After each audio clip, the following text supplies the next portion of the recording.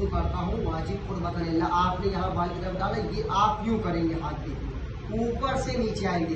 अगर आप नीचे से ऊपर चले गए तो आपका क्या हो जाएगा, वजू बातिल हो जाएगा।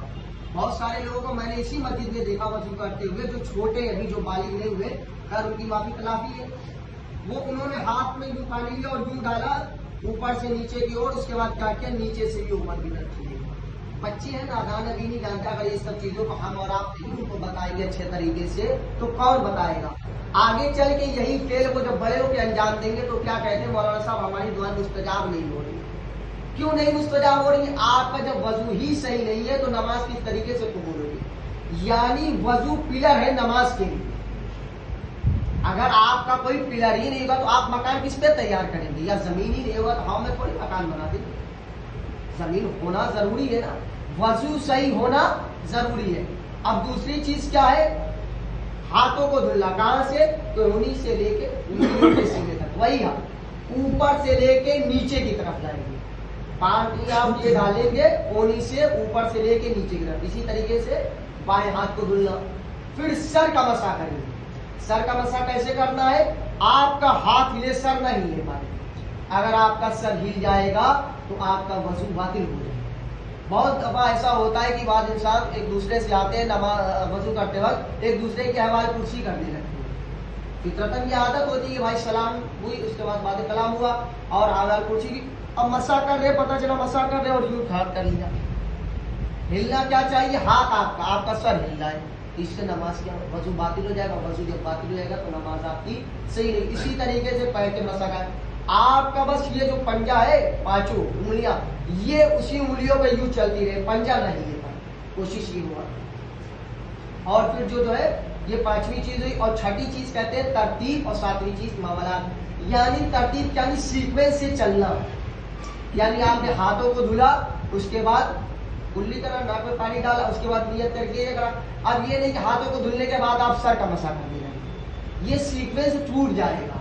और जब ये सीक्वेंस अगर टूट जाएगा तो फिर क्या हो जाएगा, आपका वजू बातिल, और वजू बातिल होते ही आपकी नमाज सही नहीं। और बाद दफा तो ऐसे भी अपराध देखे हैं, मुझे खबर मिली कि वो चप्पल के ऊपर से मसा कर। भाई किसी को कहते हुए कुछ बुरा नहीं मानना चाहिए। देखिए आपके अगर ना इल्म है, कुरान कह रहा है फसालू अला ज़िक्र, होता क्या है, जब हम किसी क्लास में पढ़ते हैं हमें नहीं मालूम होता है, हम अपने उस्ताद से पूछते हैं। अगर भाई हमारे उस्ताद को नहीं मालूम, वो अपने उस्ताद से पूछते हैं और तलाश करते हैं किताबों से कि इस मसले का क्या हल है।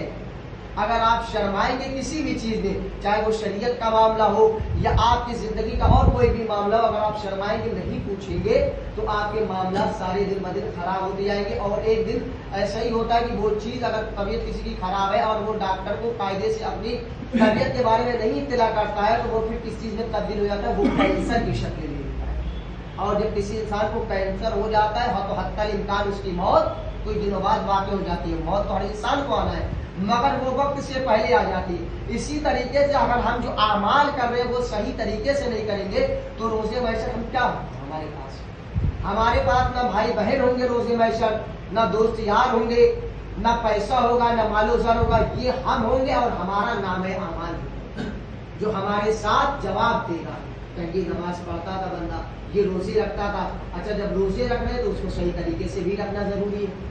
हज कर रहे हैं तो उसको सही तरीके से करना जरूरी है। ज़कात भी डाले तो मुस्तकीन तक पहुंचाना भी हम पर जरूरी है। और जो कुरान में भी ला तुब्तिलु सदक़ात, तुम अपने सदक़ात को बातिल मत करो।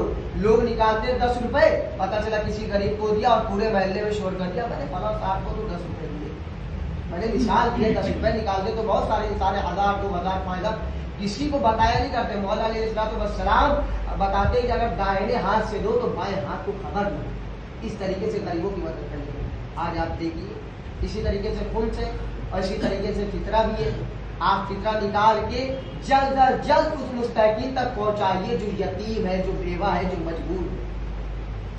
आप अपनी जिंदगी जब शरीयत के एतबार से गुजारेंगे तो ये जिंदगी पुरकैफ होगी, यानी बिल्कुल इत्मीनान बख्श होगी, आप उलझनों परेशानियों से दूर होंगे। आइए हम सब मिलकर दुआ करते हैं आज ये मसला। और अगर आप लोग को वक्त हो तो कल नमाज मगरिब से पहले आ जाएंगे तो और बेहतर रहेगा।